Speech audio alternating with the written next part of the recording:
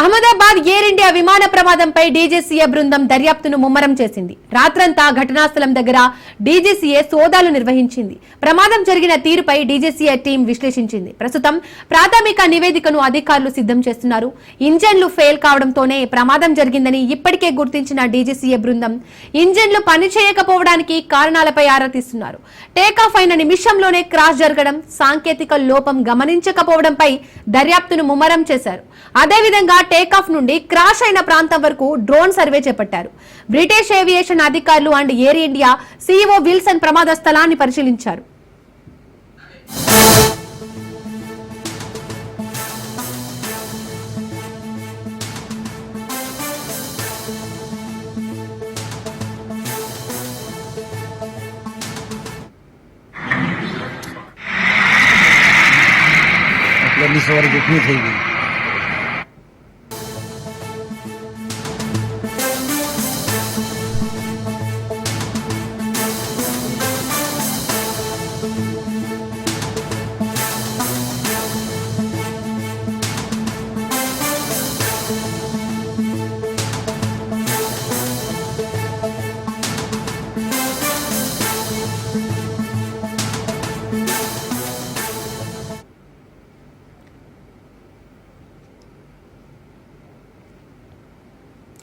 Iran Israel ఉద్రిక్తతలతో భారత విమాన రాకపోకలకు అంతరాయం కలిగింది. ఇరాన్ గగనతలం మూసివేతతో పలు విమానాలు వెనక్కి మళ్లాయి. ఇరాన్ గగనతలం మూసివేతతో పలు విమానాలను దారి మళ్లించారు. 16 ఎయిర్ ఇండియా విమానాల రాకపోకలకు అంతరాయం కలిగింది. ప్రయాణికులు ఎయిర్ ఇండియా వెబ్సైట్ లో చెక్ చేసుకోవాలని సూచించింది. ప్రయాణికులకు ప్రత్యామ్నాయ ఏర్పాట్లు చేస్తున్నట్లు ఎయిర్ ఇండియా ప్రకటించింది.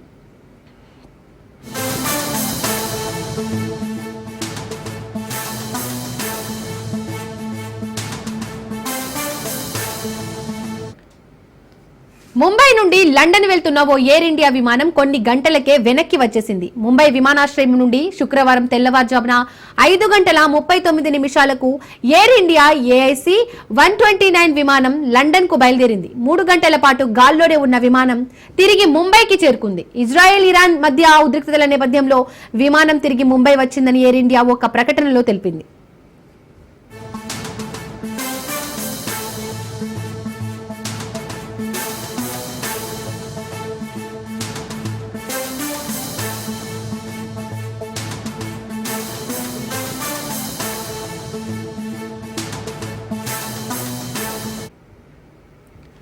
ఇజ్రాయెల్ ఇరాన్ మధ్య ఉద్రిక్తతల నేపథ్యంలో పశ్చిమాసియా మరోసారి రణరంగంగా మారింది. దీంతో ఆ ప్రాంతంలో పలుచోట్ల గగనతలాలపై ఆంక్షలు విధించారు. దాంతో ప్రపంచవ్యాప్తంగా పలు విమానాలను దారి మళ్లించారు. కొన్ని విమాన సర్వీసులు రద్దయ్యాయి. ఈ క్రమంలో లండన్ వెళ్లాల్సిన ఏఐసి 129 విమానం తిరిగి ముంబైకి చేరుకుందని ఎయిర్ ఇండియా తెలిపింది.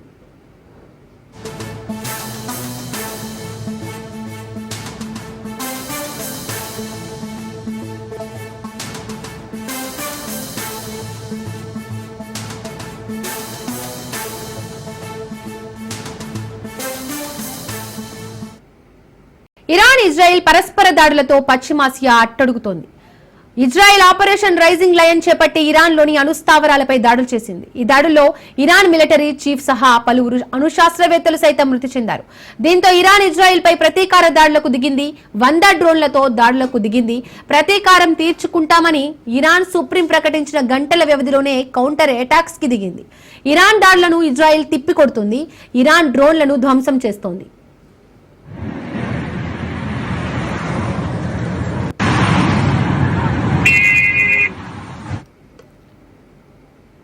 ఈ అంశానికి సంబంధించి పూర్తి అప్డేట్స్ మా ప్రతినిధి సైదులు ఫోన్ ద్వారా అందిస్తారు. సైదులు, అహ్మదాబాద్ ఇరాన్ ఇజ్రాయెల్ ఉద్రిక్తల విమాన రాకపోకలకి తీవ్ర అంతరాయం కలుగుతున్నట్టు కూడా మనకు సమాచారం. ఇరాన్ గగనతలం మూసివేతతో వెనక్కి మళ్లిన పలు విమానాలు, ఇరాన్ గగనతలం మూసివేతతో పలు విమానాలు దారి మళ్లింపు, 16 ఎయిర్ ఇండియా విమాన రాకపోకలకు తీవ్ర అంతరాయం కలిగినట్టు కూడా మనకైతే సమాచారం అందుతుంది. ప్రయాణికులు ఎయిర్ ఇండియా వెబ్సైట్ లో చెక్ చేసుకోవాలని చెప్పేసి సూచన చేస్తున్నారు. ప్రయాణికులు కూడా కొంత ఆందోళనలో ఉన్నారు.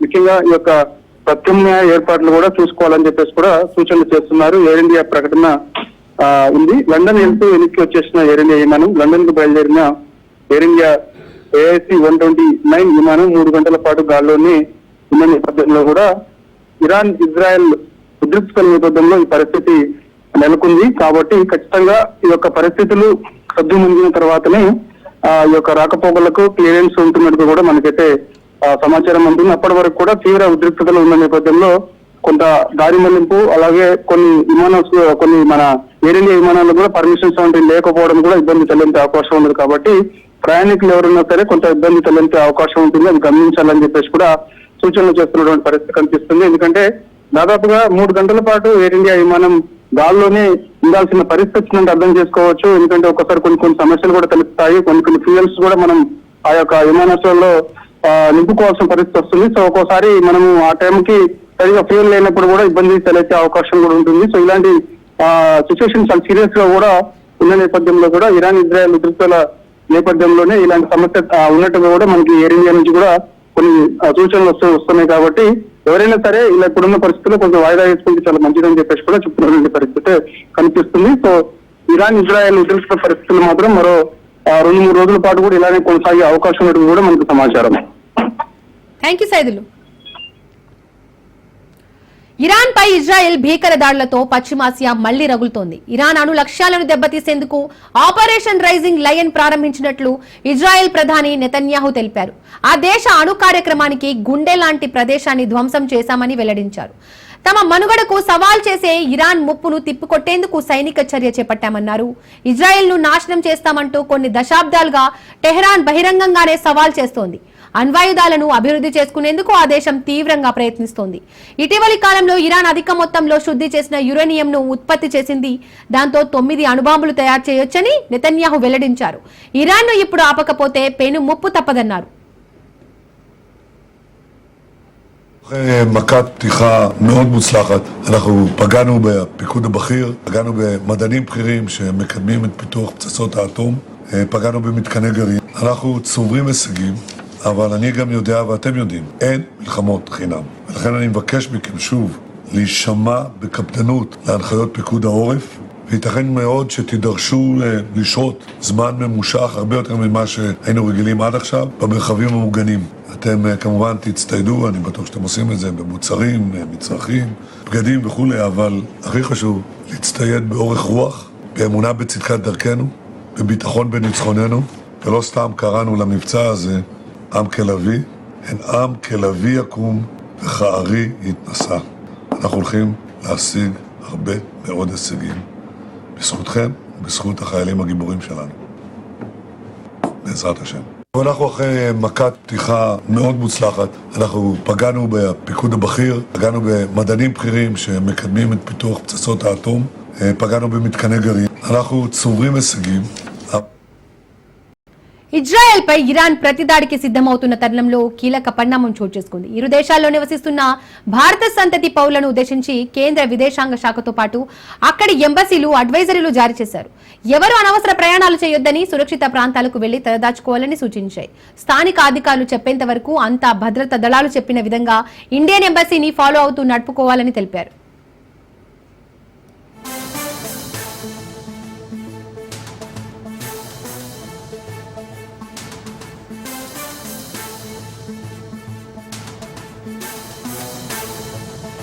ఇజ్రాయెల్ దాడులకు కొన్ని గంటల ముందు ట్రంప్ పోస్ట్ వైరల్ అవుతోంది. ఇరాన్ పై ఆపరేషన్ రైజింగ్ లయన్ ప్రారంభించి అణు స్థావరాలపై ఇజ్రాయెల్ దాడులు చేస్తోంది. దాడులకు కొన్ని గంటల ముందు సోషల్ మీడియాలో అమెరికా అధ్యక్షుడు డొనాల్డ్ ట్రంప్ పోస్టు పెట్టారు. ఇరాన్ గొప్ప దేశమే కావచ్చు, కానీ అణ్వాయుధాలు కలిగి ఉండాలనే ఆశను వదులుకోవాలని వ్యాఖ్యానించారు. ఇరాన్ న్యూక్లియర్ సమస్యను దౌత్య మార్గాల ద్వారా పరిష్కరించుకోవాలన్నారు. ఇజ్రాయెల్ దాడుల వెనుక ట్రంప్ ఉన్నట్లుగా ఇరాన్ అనుమానిస్తున్నట్లుగా తెలుస్తోంది.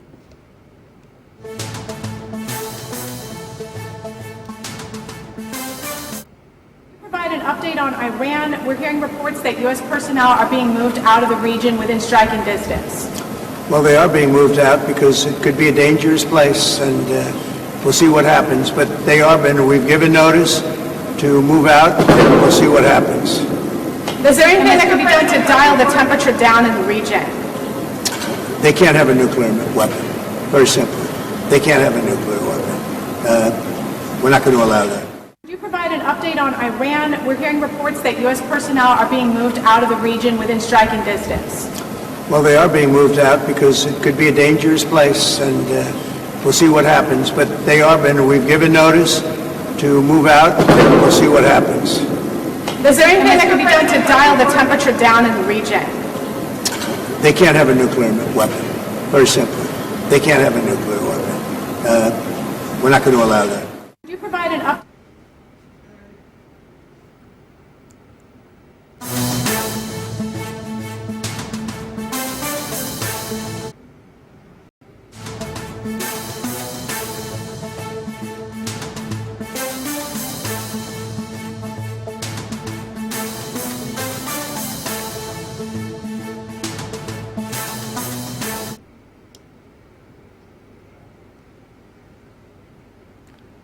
అహ్మదాబాద్ ఎయిర్ ఇండియా విమాన ప్రమాదంపై తీవ్ర దిగ్భ్రాంతి వ్యక్తం చేసిన ప్రధాని మోడీ ఘటనా స్థలానికి వెళ్లి అక్కడి పరిస్థితిని పరిశీలించారు.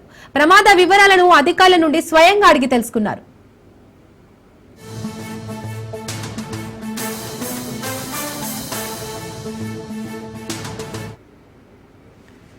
ఘటనా స్థలి నుండి నేరుగా అహ్మదాబాద్ సివిల్ ఆసుపత్రికి చేరుకున్నారు ప్రధాని మోడీ. ప్రమాదంలో గాయపడిన వారిని ప్రధాని పరామర్శించారు. వారికి ధైర్యం చెప్పారు. ఆయన వెంట గుజరాత్ సీఎం భూపేంద్ర పటేల్, కేంద్ర పౌర విమానయాన శాఖ మంత్రి రామ్మోహన్ నాయుడు, రాష్ట్ర హోంమంత్రి హర్ష సంఘవి తదితరులు ఉన్నారు.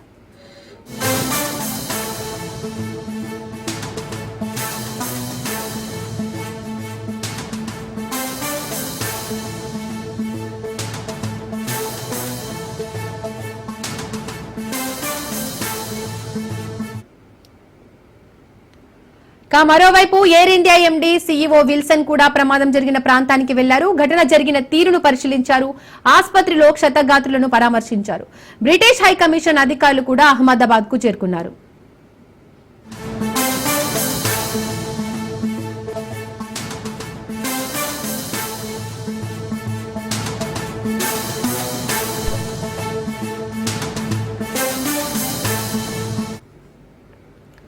విమానం కూలిన ప్రదేశాన్ని సైతం పరిశీలించిన ప్రధాని మోడీ అధికారులకు కీలక సూచనలు చేశారు. ఇక బాధితులకు అండగా ఉంటామని హామీ ఇచ్చారు. ఇక ప్రమాదం నుండి ప్రాణాలతో బయటపడిన ఏకైక విమాన ప్రయాణికుడు విశ్వాస్ కుమార్ ను ప్రధాని పరామర్శించారు. గాయపడిన ఇతర మెడికోలతోనూ మోడీ మాట్లాడి ధైర్యం చెప్పారు.